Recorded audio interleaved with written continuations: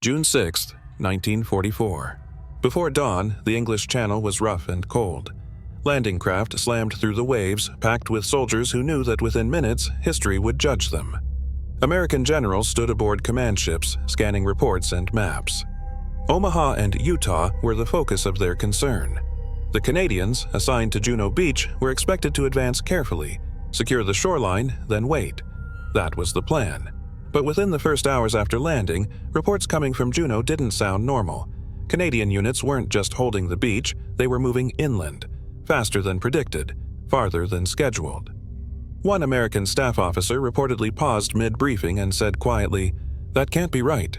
They're already past the first objective."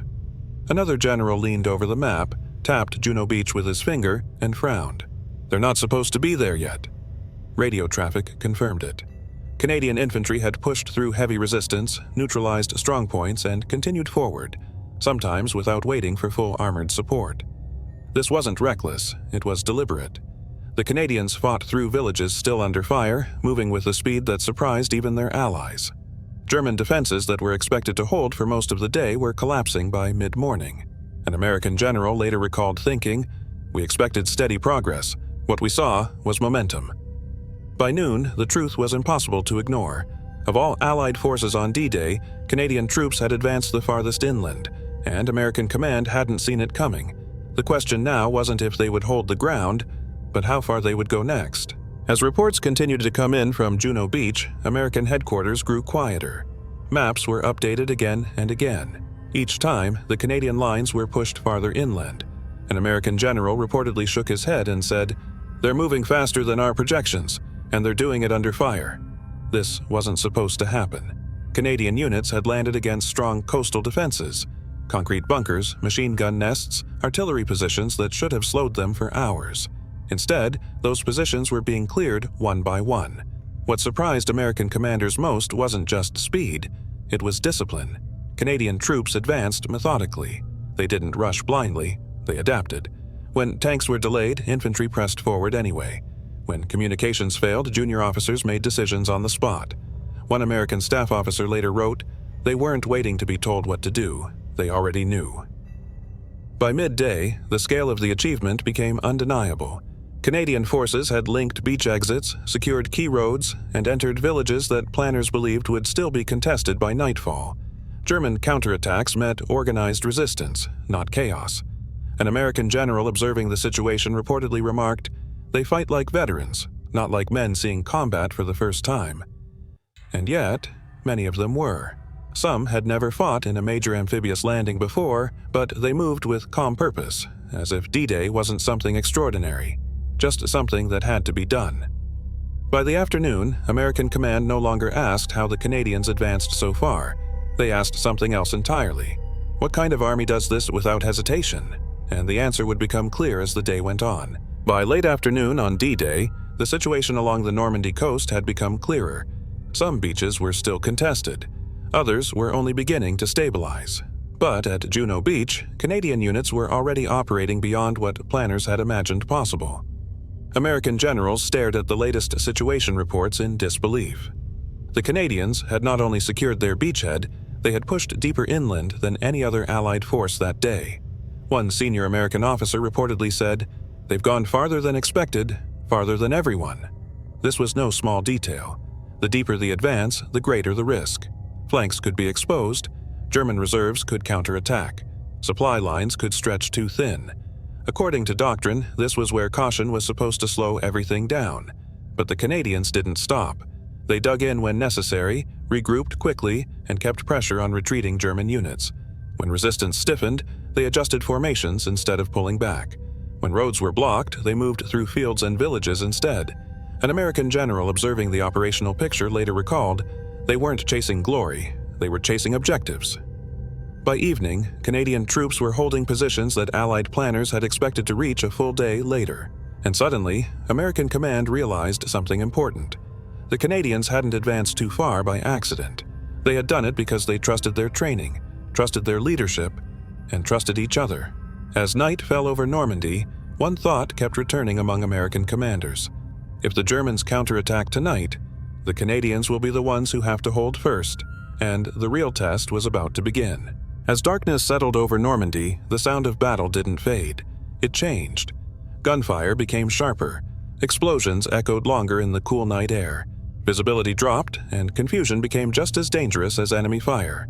For American generals, this was the most worrying moment of D-Day. Canadian units were far ahead of the main Allied line. If German forces launched a coordinated counterattack during the night, those forward positions could be cut off. Some commanders quietly wondered if the Canadians had gone too far, but the reports coming in told a different story.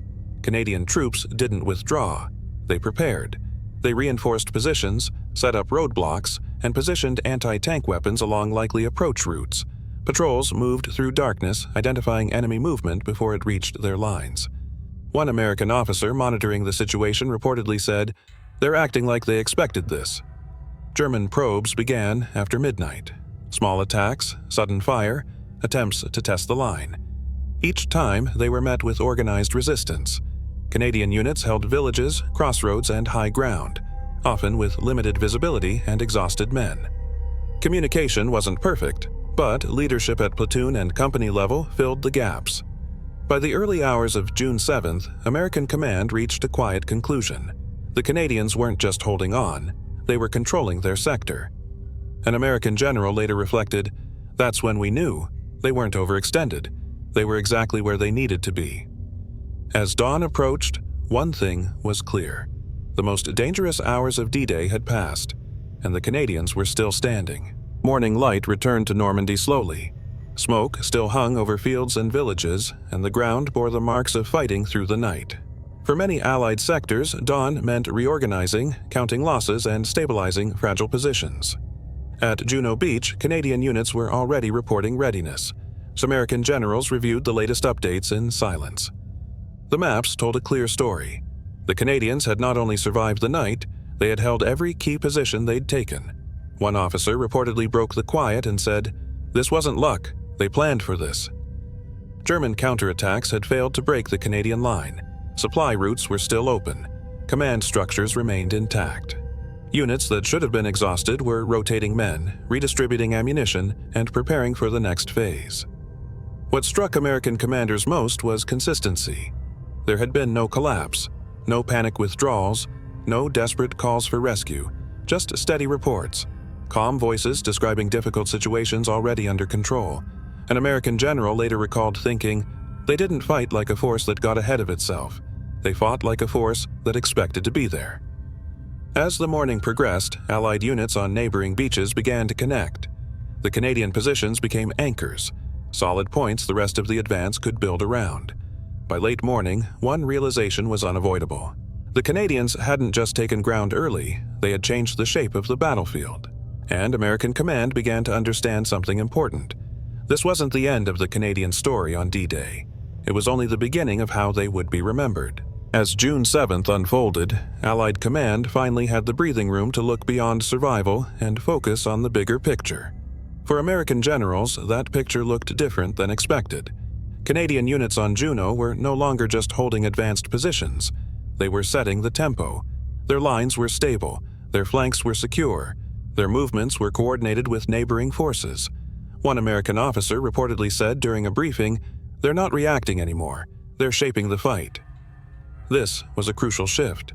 Instead of waiting for orders or reinforcements, Canadian commanders identified weak points and adjusted their advance.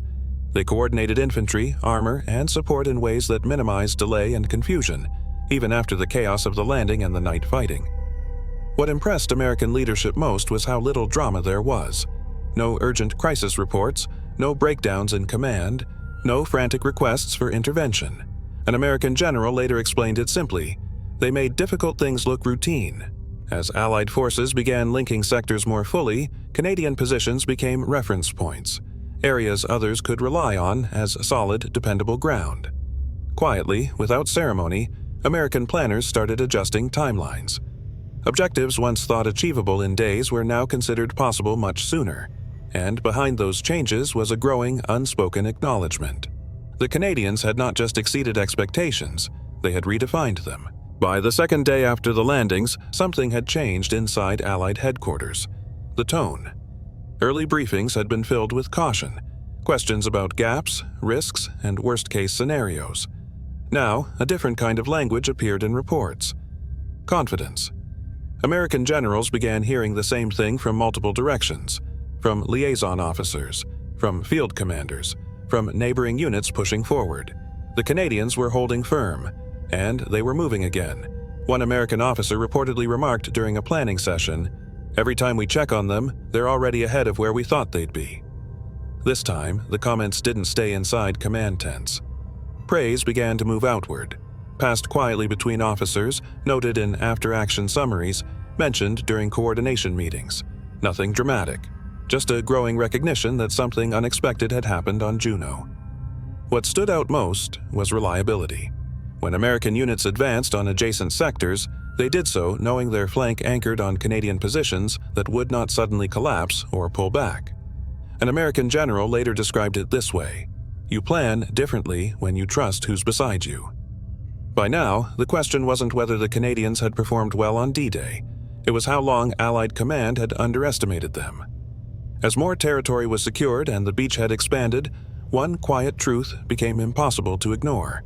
The story of Normandy could no longer be told without the Canadians, and American generals knew it. But the strongest statements were still to come. Years later, when the war was over and the noise had faded, American generals began to speak more openly. Not in speeches, not in headlines, but in reports, memoirs, and quiet interviews. Again and again, the same theme appeared. They had underestimated the Canadians.